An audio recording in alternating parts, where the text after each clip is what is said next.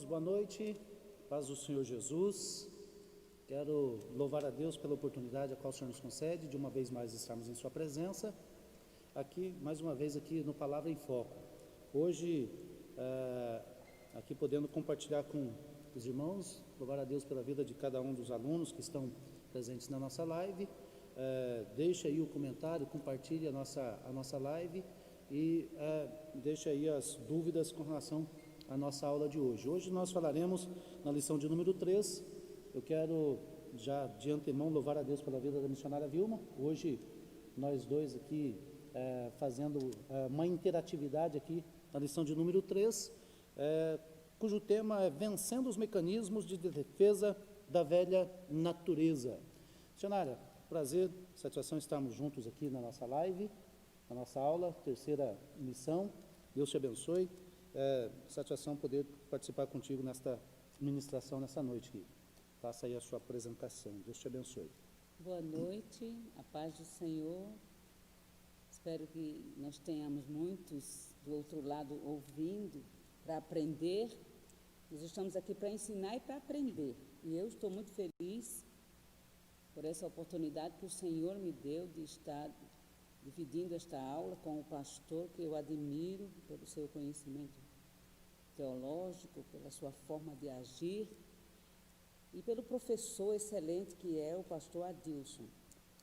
E hoje nós temos para ensinar e aprender a lição de número 3, vencendo os mecanismos de defesa da velha natureza. A gente vai aprender como vencer a velha natureza, porque na verdade, pastor, nós somos realmente velha natureza, e só vencemos esta velha natureza em Cristo. Então o nosso textuário é: porque a inclinação da carne é morte, mas a inclinação do Espírito é vida e paz. Romanos 8:6. A gente vai aprender também que a nossa verdade prática, o que está escrito aqui é: aquele que nasceu de novo e anda em espírito, não mais vive dominado pelas inclinações da velha natureza. Irmãos, eu quero deixar aqui bem claro que a velha natureza, ela domina quem não deixa o Espírito Santo de Deus dominar a vida. É uma luta constante. Nós vamos aprender que só venceremos essa batalha no Senhor, com o Senhor. Amém? Os nossos objetivos é apontar os mecanismos de defesa existentes, trabalhar a ira e o perigo do auto-engano. A gente se engana sempre. Sempre. Explicar como a graça divina atua nesse contexto de velha natureza. Como é que o Senhor opera para nos libertar deste grande problema que é realmente a nossa velha natureza. O nosso textuário está em Efésios capítulo 4, os versículos 22, 23 e 24, 31 e 32. Vamos ler? Sim. Vamos ler. Quer que eu leia? Leia. Está na palavra, né? Vou fazer aqui a leitura e logo sequencialmente a missionária ela já faz aí o trabalho de introdução e sequência aí do primeiro tópico da nossa lição de hoje. O nosso texto de referência, Efésios capítulo 4, verso 22, diz assim: que quanto ao trato passado, vos despojeis do velho homem, que se corrompe pelas concupiscências do engano, e vos renoveis no espírito do vosso sentido, e vos revistais do novo homem, que segundo Deus é criado em verdadeira justiça e santidade. Toda amargura, e ira, e cólera, e gritaria, e blasfêmia, e toda malícia sejam tiradas de entre vós. Antes, sede uns para com os outros benignos, misericordiosos, perdoando-vos uns aos outros, como também Deus vos perdoou em Cristo Jesus. Segue aí, missionária, fazendo a introdução e também desenvolvendo o tópico de número 1, porque essa lição ela traz grandes conteúdos para a gente, né? 3 tópicos, né? E nós Muito importante. vamos avaliando, começando com a introdução que diz: a presente lição tratará dos mecanismos de defesa da velha natureza, citando os principais tipos, Em contrapartida, apontará a vacina da graça para tratar e vencer a velha natureza. O nosso tópico 1, diz assim: as defesas da velha natureza. A velha natureza, ela quer se esconder e se defende. Então, o que o comentador deixou escrito aqui? Ele diz assim: para não ter que enfrentar a verdade, a natureza caída constrói mecanismos de defesa para se proteger contra a ansiedade e o medo. Isso não muda a realidade das coisas, apenas modifica o modo de olhar os fatos. Tentando nos proteger, enganamos a nós mesmos, a fim de que não tenhamos que mudar. Mas uma nova vida com Deus exige transformação. Isso é muito sério, né? Isso é tão sério que a gente, avaliando esse primeiro tópico, o que tem tomado conta da humanidade, principalmente no meio evangélico, é a ansiedade. E eu observei que nesse tempo que nós estamos vivendo, desde março para cá, o medo tem sido o grande fator de tristeza e amargura de algumas pessoas. Estão ansiosas, elas têm medo, e isso não vai mudar a realidade, não. Aquilo que temos que viver, nós vamos viver, pastor. Não tem como escapar daquilo que nós temos que passar. O que nós temos que observar é que Deus, ele muda o quadro. Deus, dentro da situação, Ele nos dá graça para vencer. Dentro da situação, Ele nos ensina a sermos fiéis e a assumirmos nossa posição como cristão. E essa ansiedade, esse medo, não vai mudar a realidade de nada. Apenas modifica o modo de olhar os fatos. O fato é que a situação está aí e você se esconde atrás da ansiedade e do medo, não é verdade? Sim. O grande, permita-me aqui uma fala, missionária. Siga. Essa situação, essa posição das pessoas hoje, elas se deixarem levar excessivamente pelo medo, pela ansiedade, faz com que as pessoas deixem de crer na ação soberana de Deus e aflore nela a natureza do velho homem, que é justamente o combate. Ela até vai em concordância com o texto áureo da lição anterior, que se estás em Cristo, és uma nova criatura.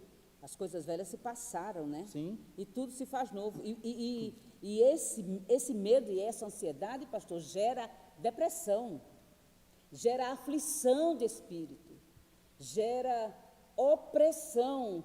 Você fica refém do medo e da ansiedade, você se torna uma pessoa oprimida, depressiva e refém de tudo isso. E o grande problema é que você é um rolo compressor e você finda não sabendo como sair dessa situação. Essa situação, posso fazer uma pergunta? Aliás, já comecei. Essa situação, ela acaba roubando de nós a maior essência da vida, que é a alegria. Ela rouba a alegria e rouba a confiança. Porque se você, em meio ao que nós estamos vivendo, não confiar no Deus que pode tudo, como é que vai ser? Como nós vamos viver? Se nós não depositarmos a nossa confiança nesse Senhor que nós cremos, eu pelo menos tenho crido no Senhor desde a tenra idade de 13, 14 anos, se eu não confiar nele, como que vai ser? Entendeu? Então, o comentador, ele dá continuidade dizendo o seguinte: mas uma nova vida com Deus exige transformação, não tem para onde correr. Você está com medo, você está ansioso, mas você precisa ser transformado, precisa mudar, precisa que essa transformação aconteça. E como é que ela vai acontecer? É isso, é o X da questão. Alguns mecanismos de defesa.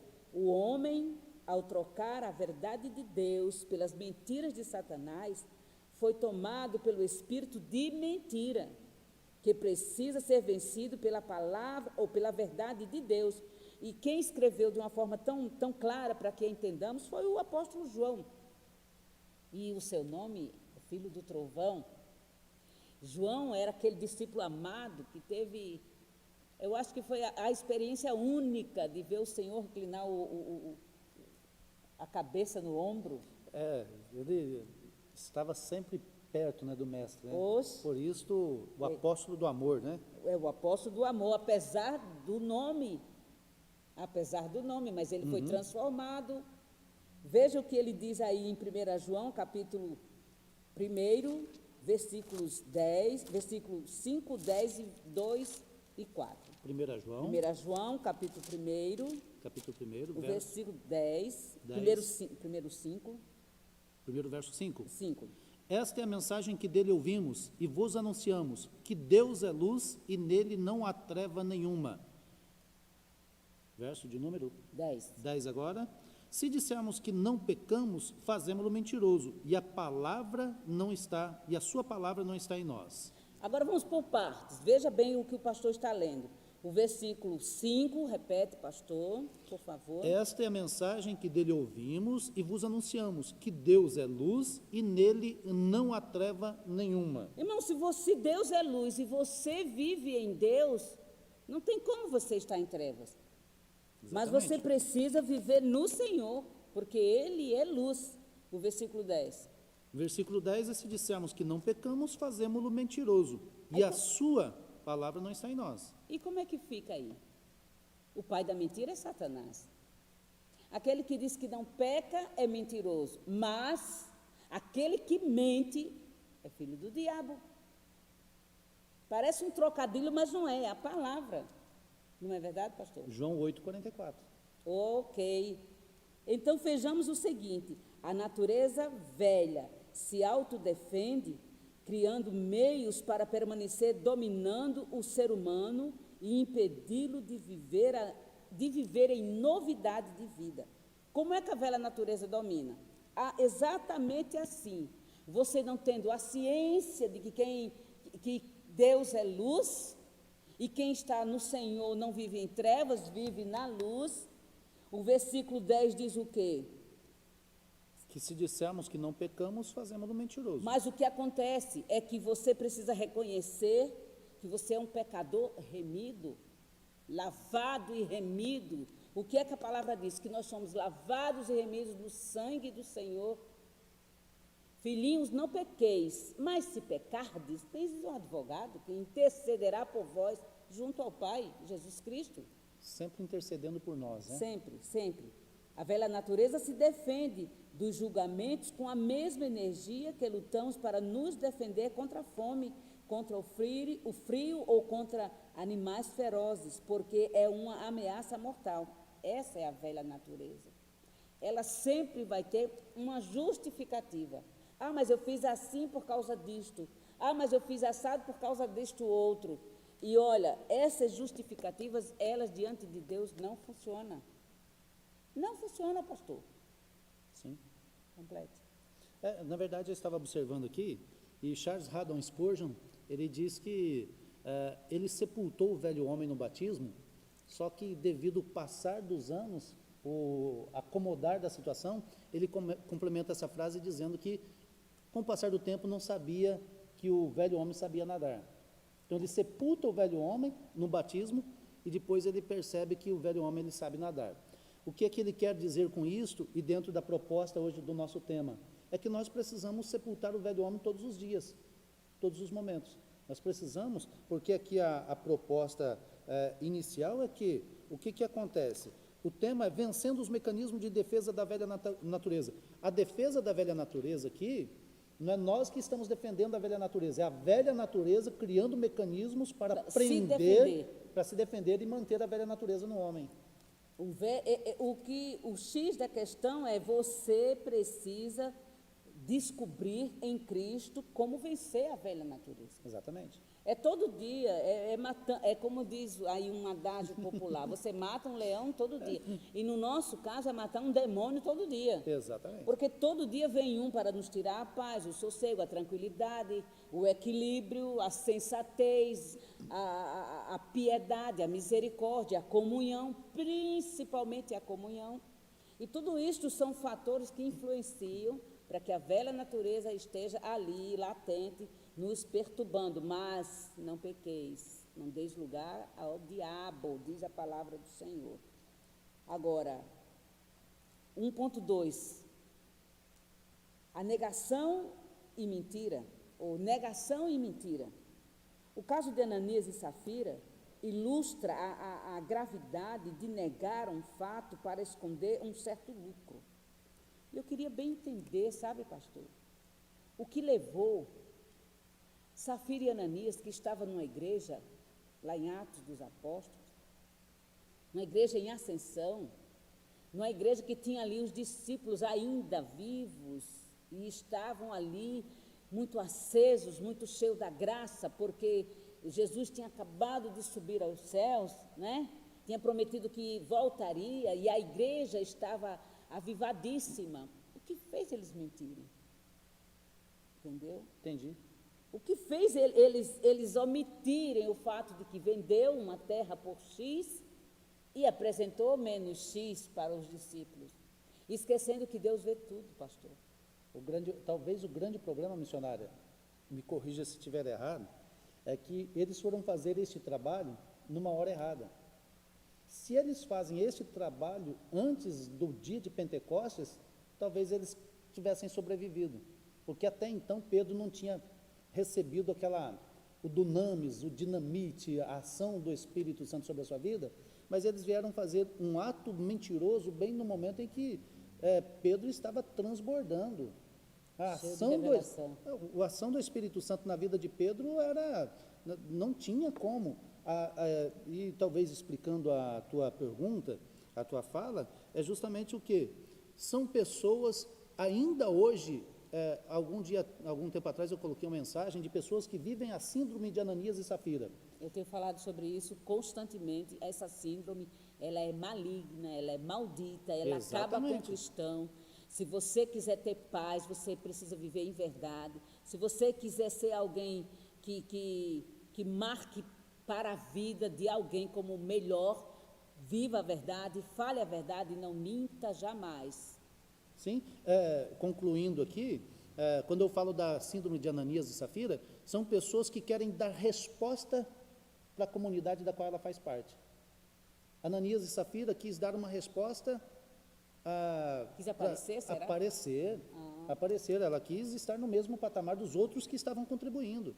Só que eles esqueceram de um detalhe citado pela missionária, que dos olhos de Deus não se esconde. Ninguém fica. E o que acontece? Tentaram mentir para Pedro, e aí Pedro, a primeira fala de Pedro, olha, vocês não mentiram para mim, vocês mentiram para Deus. O Espírito Santo. Imagine o risco, e quantas pessoas hoje, eu até brinco, imagine se o Espírito Santo fosse agir na vida de muitas pessoas como agiu na vida de Ananias e Safira. A igreja, só que tem um segredo, pastor, aquela igreja era uma igreja que vivia os dons estavam latentes, era assim, visível. Veja que na igreja de Atos dos Apóstolos tinha cura, tinha milagre, tinha revelação, tinha profecia. A igreja de Atos dos Apóstolos é uma igreja que não se corrompeu.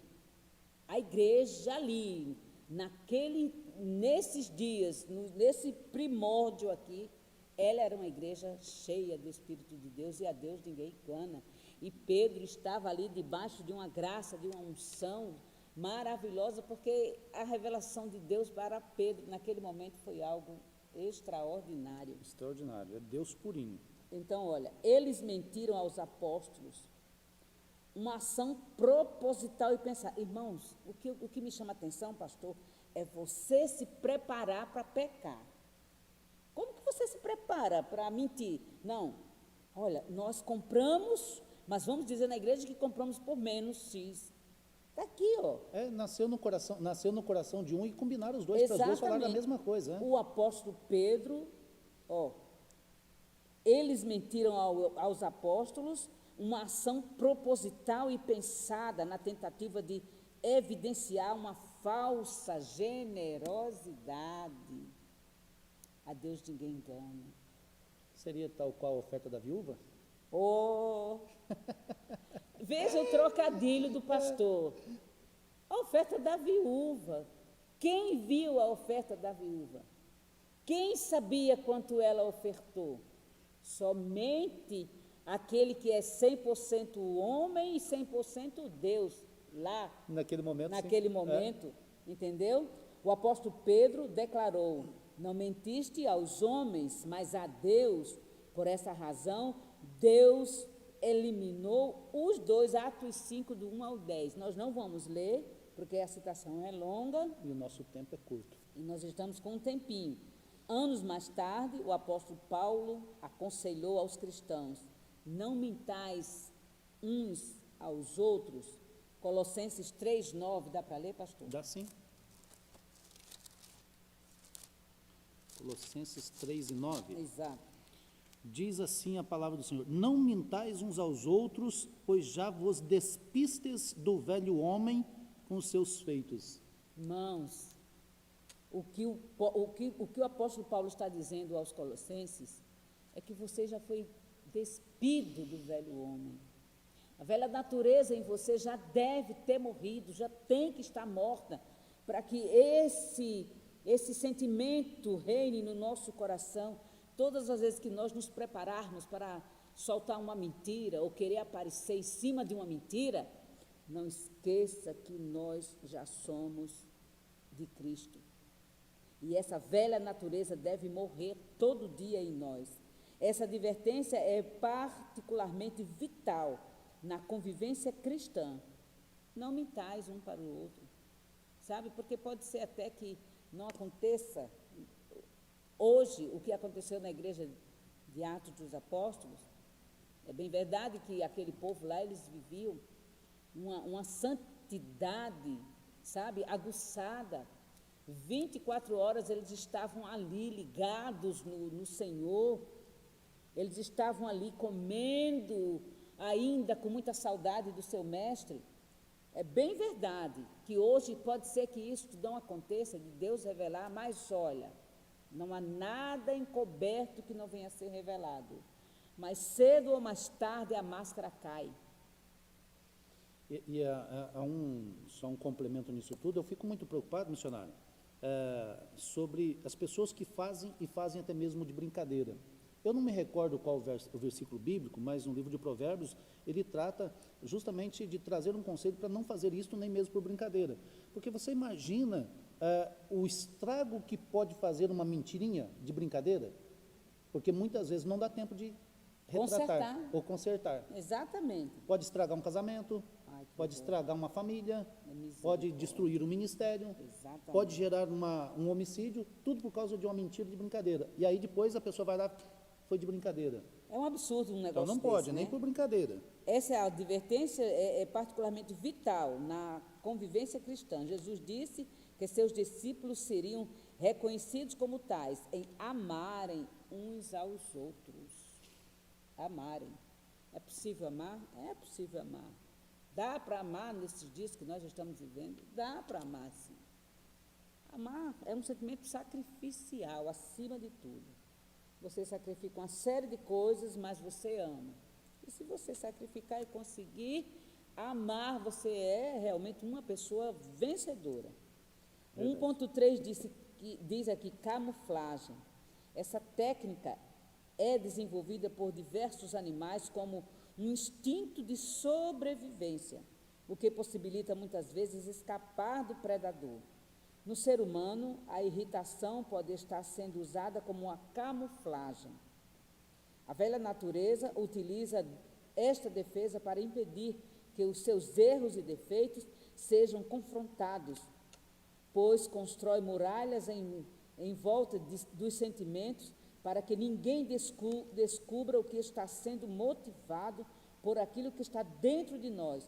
Então se veste de uma roupagem que convém ao momento, para passar uma imagem daquilo que não é, onde aparentemente mostra que está tudo bem. É muito interessante isso daqui. Primeiro, você vai ver que tem muitos animais que se camuflam Síndrome de camaleão. para escapar do predador, o camaleão. Eu não tenho, assim, nunca vi um camaleão, mas ele fica de acordo com o momento. Sabe, se a mata é verde, ele fica verde. Se a mata está um pouco seca, ele fica da cor daquela mata seca.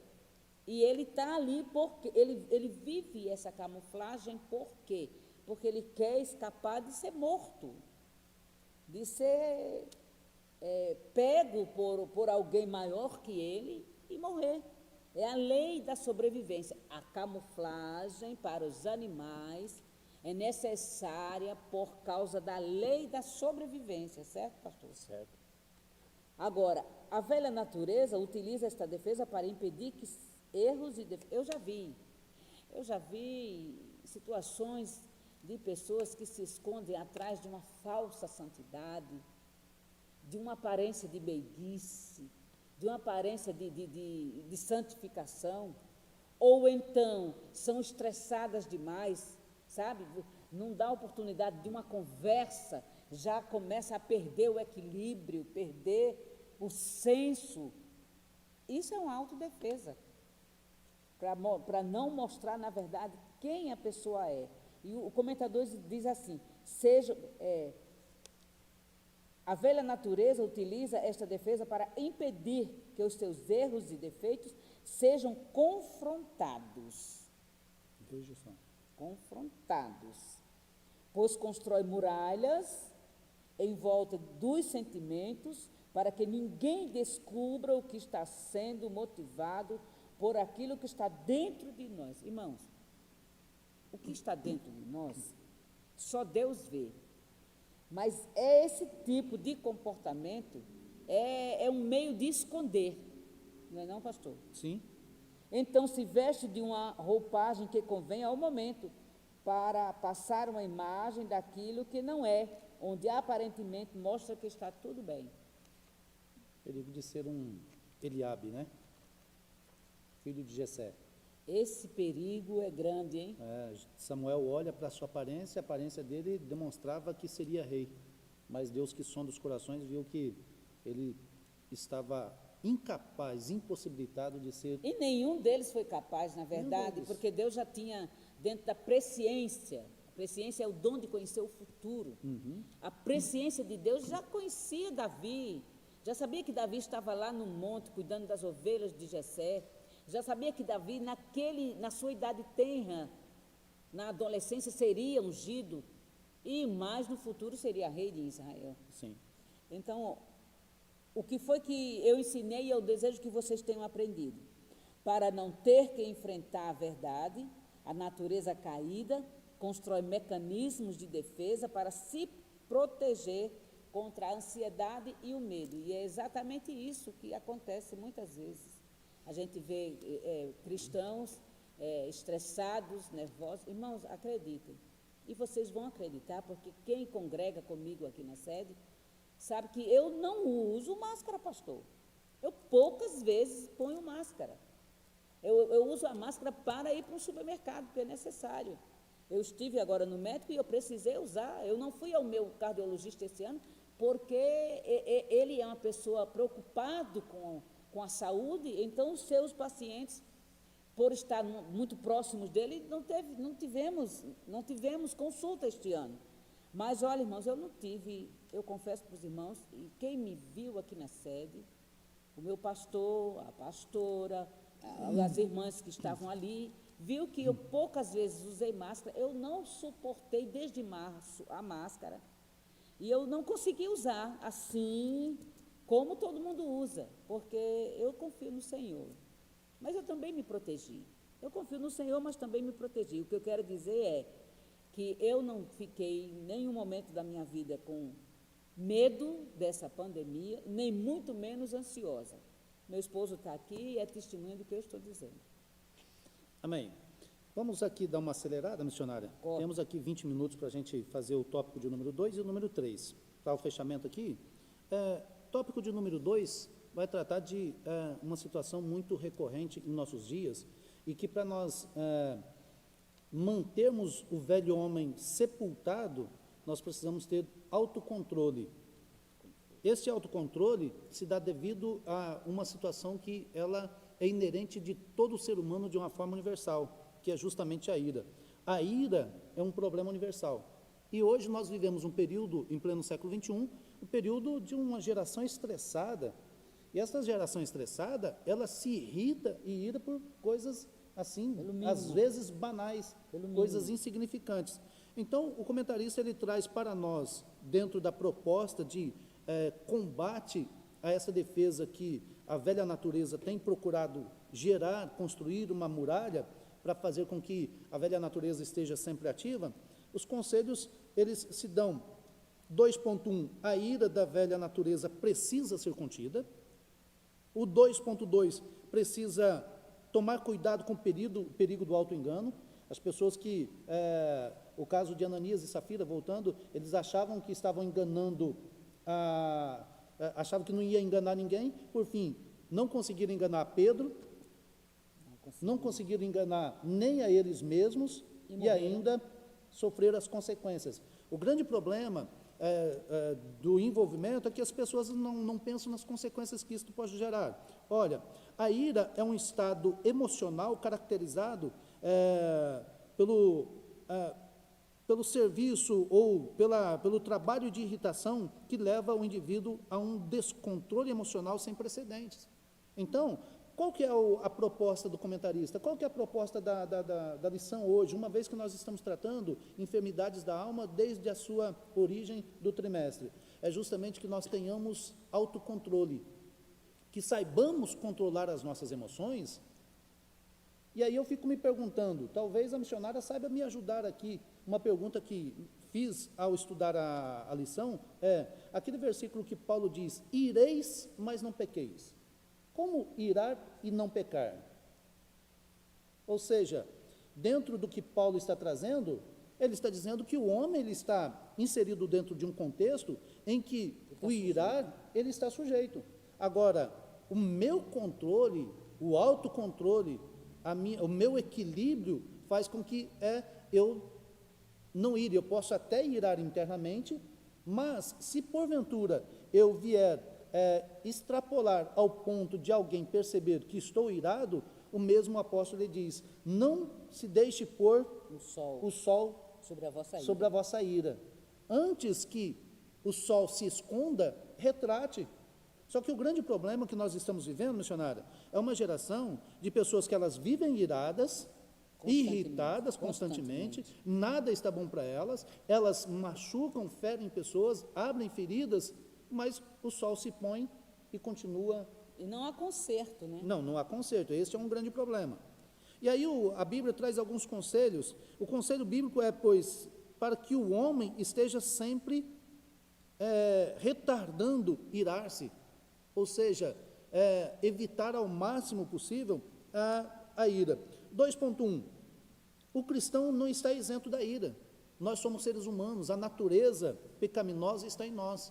Porém, nós, em Cristo, somos uma nova criatura, somos um novo personagem que, aquilo que nós fazíamos, e o próprio apóstolo Paulo, ele diz, aquele que roubava não rouba mais, aquele que praticava determinados atos não pratique mais. Então, se nós éramos, na velha natureza, pessoas que estavam envolvidas da prática iracunda, vivendo sempre irado, sempre revoltado, causando intrigas, agora é uma nova situação. Ela pode até nascer no coração, mas antes de que ela venha, porque aquilo que está no coração e ela não vem, é o que disse Jesus, né? Enquanto nós não falamos, somos senhores das palavras. Depois que nós falamos, tornamos-nos escravos das palavras. E pagar o preço depois. Depois assumir as consequências pelo fato de algumas palavras. Amados, peço-vos, palavras de Pedro, que vos abstenhais das concupiscências carnais que combatem contra a vossa alma. Ou seja, é preciso lutar contra a concupiscência da carne que combate contra nós todos os dias. E aí nós vamos escolher o quê? Mantermos-nos diante da palavra do Senhor, dos conselhos da palavra do Senhor, ou nós vamos nos deixar levar pelo sentimento da velha natureza?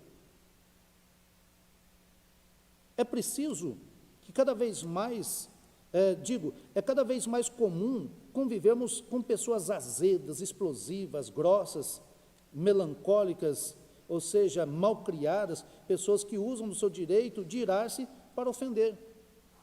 Até existe uma expressão muito utilizada pelas pessoas, e esta, eu vou utilizar ela aqui, é uma expressão para ser analisada. Eu sou assim e eu falo a verdade. A minha verdade, eu falo a verdade, doa quem doer. Nós precisamos falar a verdade sempre. Agora nós precisamos também ter o senso de como aplicar esta verdade. Porque algumas pessoas pensam que no falar da verdade elas têm o direito de sair abrindo feridas. E não é para isso que nós fomos colocados. Concorda, missionária? Plenamente. Eu acho o seguinte, que se você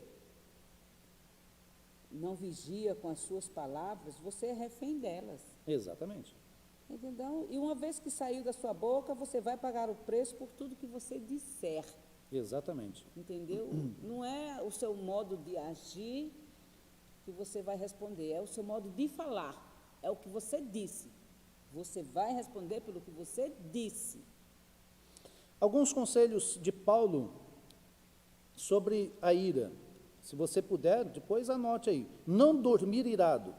Antes do anoitecer, reconcilie-se. Perdoe os ofensores. E se for um ofensor, dê um jeito de retratar. Segundo conselho, não cultivem a ira, porque ela não cresce e chega a atitudes, para que ela não chegue a atitudes extremas.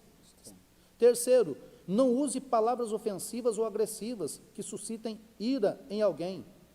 Quarto, usar palavras que edifiquem. Estes são conselhos, devemos usar palavras que edifiquem, que promovam a edificação entre as pessoas. Evitar entristecer o Espírito Santo, porque tem muitas pessoas que acabam, no seu sentimento de ira, entristecendo o Espírito Santo, às vezes porque não recebe algo de Deus, naquele tempo, naquele momento, acha que o Espírito Santo é seu empregado, e que o Espírito Santo tem que fazer tudo conforme a sua vontade. Então, alguns conselhos. No 2.2, nos tempos de Jonas, ele foi chamado por Deus para fazer um trabalho, só que aí o que acontece? Ele ficou mais triste por Deus ter salvado a nação do que por Deus ter livrado ele do ventre do peixe. É que ele, na verdade, ele queria agir como se fosse Deus, né? Exatamente.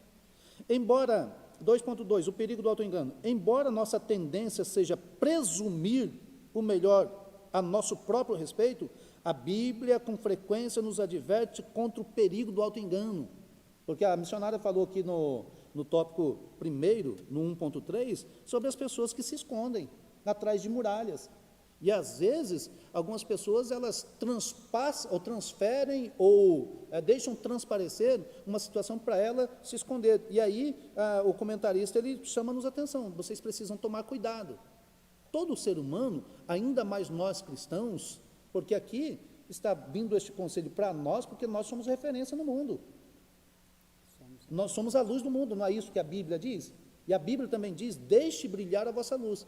Quando nós deixamos os nossos defeitos transparecer, sobressair as nossas qualidades, as nossas virtudes, Tem alguma coisa errada. é uma coisa errada. Tem Então, alguma coisa errada. Tem alguma coisa errada. Então, o conselho aqui, 2.2, é justamente para isso. No 2.3, o comentarista traz como título, considerando a causa da ira. E aqui, missionária, leia para mim, por gentileza, se possível, Tiago, capítulo 4, verso 1 e 2. De onde vêm as guerras e pelejas entre vós?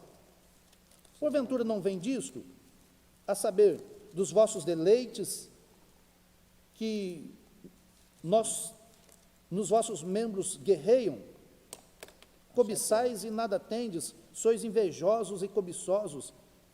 A minha preocupação, missionária, é de que a ira de algumas pessoas, ou a pessoa deixa aflorar a ira, e me corrija aí, por favor, se eu estiver errado. Certo. Eu vou procurando Tiago. O perigo da ira ser fruto de um sentimento cobiçoso e invejoso. Eu acho que a ira é típica da pessoa invejosa. Típica da pessoa invejosa.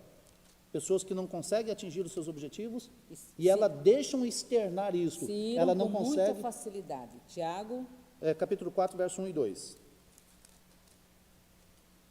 de onde vêm as guerras e pelejas entre vós? Porventura não vem disto, a saber, dos vossos deleites, que nos vossos membros guerreiam? Veja. Cobiçais e nada tendes, matais e sois invejosos, e nada podeis alcançar. combateis e guerreais e nada tendes, porque não pedis. Como é que a gente interpreta o mandamento não matarás? Apesar de nós olharmos para o Novo Testamento e termos os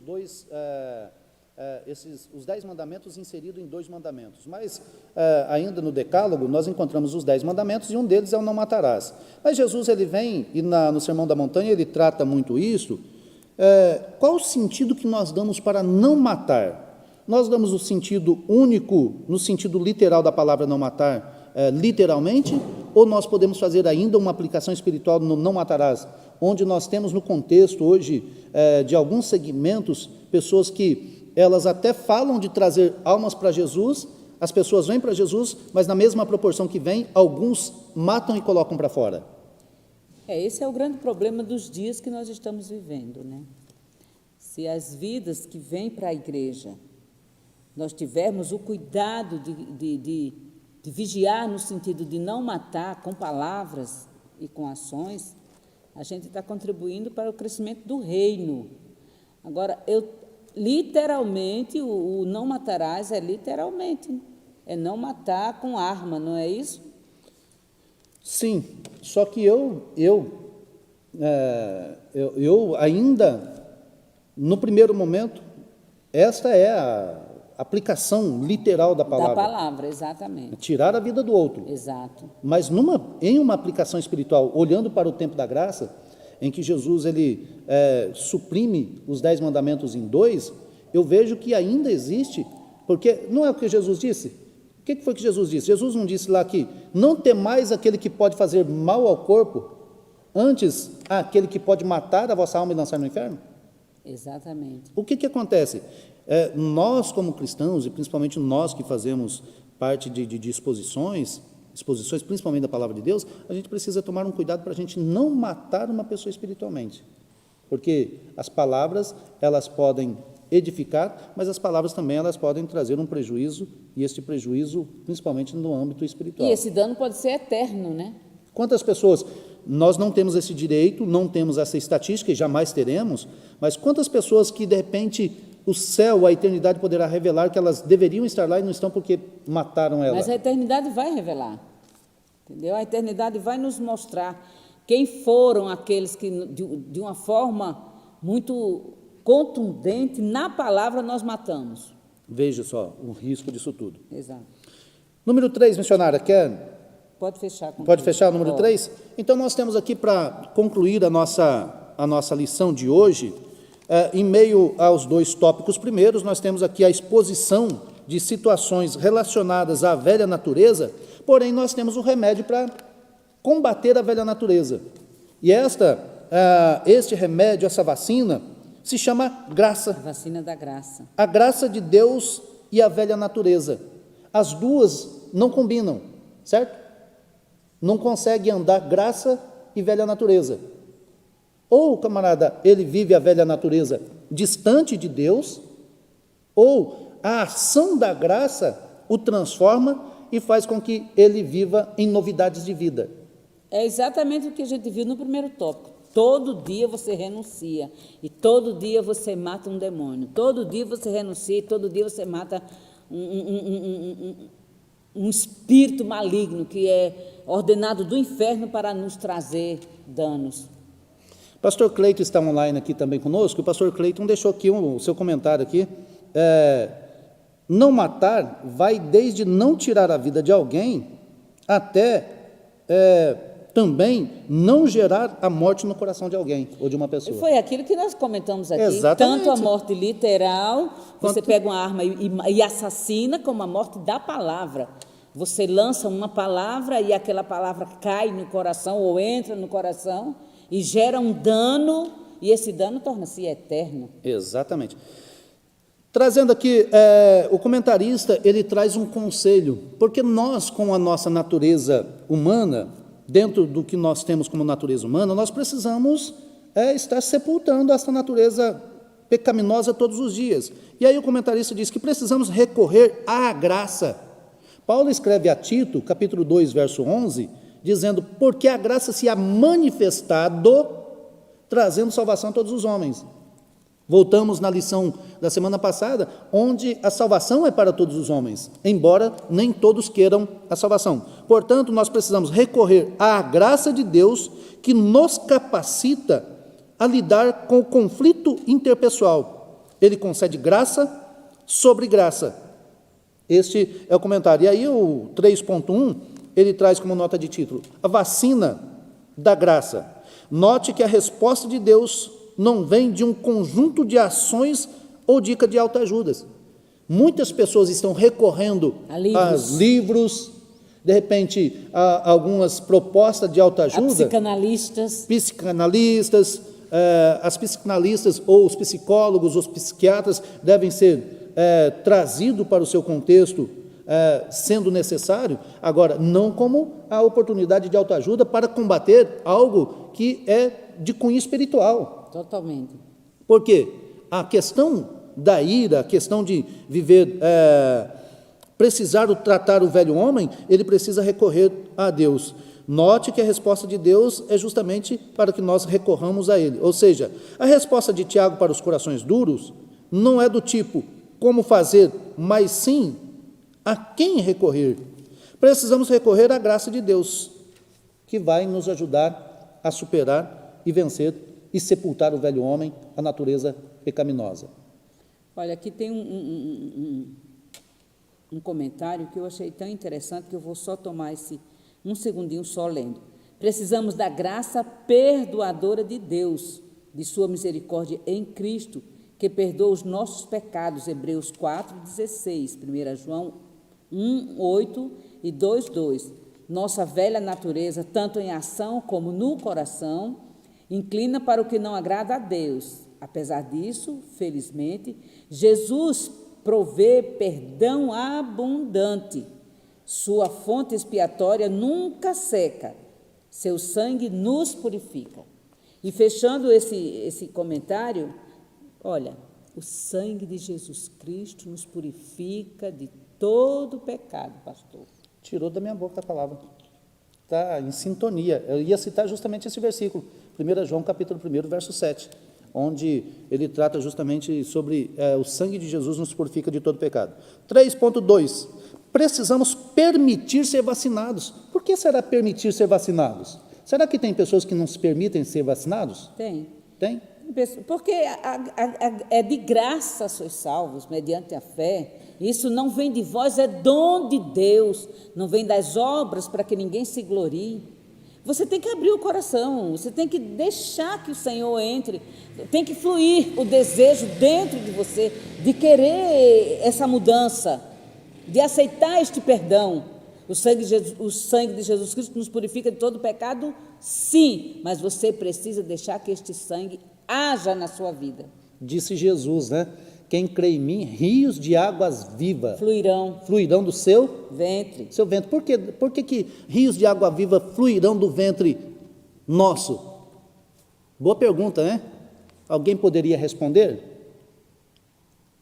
Será que é porque a partir do momento que nós cremos no Senhor Jesus, reconhecemos o Senhor Jesus como Senhor de nossas vidas, e agora, na inauguração da igreja, o Espírito Santo foi derramado e nós somos templo e moradia do Espírito Santo? Ele segue após dizendo, né, falando que isto vem do Espírito de Deus. 3.3, para fecharmos a nossa lição de hoje. A velha natureza é vencida. Como que a velha natureza é vencida? Bom, ela é vencida porque, diz aqui, Levítico 19:18 traduz um único verbo hebraico que significa abrigar ou estocar. Pessoas que guardam rancor, olha só, pessoas que guardam rancor, mantêm o ofensor e sua ofensa constantemente diante de seus olhos, sempre vivos em seu coração. É precisamente o contrário da maneira com que Deus trata a nós, o seu povo. Tem pessoas que elas vivem rancorosas, amarguradas, cheias de ressentimento todos os dias. Até parece que a ação do Espírito Santo ainda não passou por ela. Então, o conselho de nós hoje, nós não estamos aqui para julgar a vida de ninguém. Muito pelo contrário, nós só estamos aqui para compartilhar conselhos da palavra de Deus, e estes conselhos é justamente para que nós não percamos o nosso tempo dentro da igreja. Porque o que disse Jesus? De que adianta o homem ganhar o mundo e perder a sua alma. Quando Jesus faz esta menção, ele não está falando de poder aquisitivo, de recursos financeiros. Ele está falando de pessoas que, às vezes, até são bons ganhadores de almas, que vivem a síndrome de Jonas. A sua pregação ganhou a cidade toda de Nínive para Deus, mas ele não conseguiu sentir a alegria da salvação. Como é que prega a palavra de Deus, ganha uma nação? E é claro, depois, lá na frente, é outra situação. Mas naquele primeiro momento, quando ele vê a conversão dos ninivitas ao Senhor, a mesma ação que teve a palavra pregada por ele, na vida dos ninivitas, não teve no seu próprio coração. E aí, as pessoas, elas vivem esta essência do Evangelho, pregam, ganham um império espiritual para Jesus, de almas para Jesus, e se ele não tiver o cuidado, ele acaba perdendo a sua própria alma. É triste, né? Triste, muito triste, porque são referências, né? Então, esse é o mais preocupante disso tudo. Por isso, é necessária a prática do amor, perdão e reconhecimento de que necessitamos da graça de Deus para vencer todos os efeitos da velha natureza. A conclusão a missionária vai fazer, não sem antes, deixa eu te falar um negócio. Tem muitas pessoas, irmãos, somando e multiplicando a graça e a misericórdia de Deus para pecar. Graça também, por mais que ela seja abrangente, tome cuidado, para não achar que, porque a graça de Deus está, ou estamos vivendo o período da graça, pode ficar fazendo as coisas à vontade, peca hoje, pede perdão, peca amanhã, pede perdão, porque Deus, até quando vamos ficar brincando com a graça? A porta se fecha, né? A porta vai se fechar. O grande problema é que as pessoas, missionária, tem algumas pessoas que elas usam a vida de Salomão e de Davi para justificar pecar e pedir perdão. Só que pode ser que o dia que ela for pedir perdão, a porta da graça se fechou. E aí? E o que nós temos que ver é o que R.K. Harrison fala sobre Levítico 19, 17 e 18. A responsabilidade para com o próximo envolve uma atitude positiva de coração e mente. Exatamente. O ódio é uma resposta emotiva que somente deve ser empregada contra o mal. E você vai ver isso em Amós 5,15. Se desse tempo, eu queria que lesse. Mas, ok, em casa você veja isso. Dá para ler? Vai fazendo a leitura aí que eu vou procurar aqui. Então, nunca contra alguém que também é um membro, que é irmão. Não se ire contra o seu irmão. Não feche a cara contra ele. Não fale com o seu irmão só se ele lhe dirigir a palavra. Vá a ele. Sabe? Converse com ele. Posso ler? Pode ler. Diz assim: aborrecei o mal e amai o bem, estabelecei a justiça na porta. Talvez o Senhor, o Deus dos exércitos, tenha piedade do restante de José. Olha, que lindo. Tá certo? Da comunidade, o que é que ele está dizendo aqui? Olha, que somente deve ser empregada contra o mal, nunca contra alguém que também é um membro, irmão da comunidade e da aliança. É digno de nota o fato de Jesus ter iniciado seu discurso de despedida dos discípulos, pontuando que seria relevante para que os outros reconhecessem os seus discípulos. Se vos amardes uns aos outros, como é que a gente vai reconhecer se somos realmente do Senhor? Quando amamos. É possível ao que nasceu de novo e andar em espírito. É possível. Glória a Jesus. É possível. Glória a Jesus. Obrigada. Missionária, a conclusão, vou ler aqui a conclusão bem rapidinho para a gente ir embora. Os mecanismos de defesa da velha natureza perderão sua resistência a partir de uma atitude genuína de arrependimento, reconhecimento de mudança, confissão, abandono das obras do velho homem e da prática constante de subjugar as obras da carne e viver a lei do Espírito e vida. Amém. Deus te abençoe, missionária. Deus te abençoe, Foi um pastor. prazer participar contigo nesta exposição. Me sinto feliz de, uma vez mais, estar aqui juntamente com os nossos irmãos online, participando desta palavra, lição de número 3. Deus vos abençoe grandemente, ricamente. Uma vez mais, missionário, Deus te abençoe, Deus abençoe tua família e que Deus continue te usando aí para expor, ensinar a palavra de Deus e alcançar almas para o Senhor Jesus. Quero agradecer ao senhor que está aqui, ao pastor Adilson, agradecer ao Palavra em Foco, na pessoa da Daniele e da Rod, que são as coordenadoras desse trabalho, e me sinto muito feliz e honrada por mais uma vez estar aqui. Deus lhe abençoe e vamos que vamos. A nós todos. Amém. Em nome de Jesus. Daqui. Deus abençoe. Amanhã, nossa aula nosso culto da CIB. Todas as mulheres aí do campo, venham participar do culto da CIB. Será uma bênção para a tua vida, no nome de Jesus.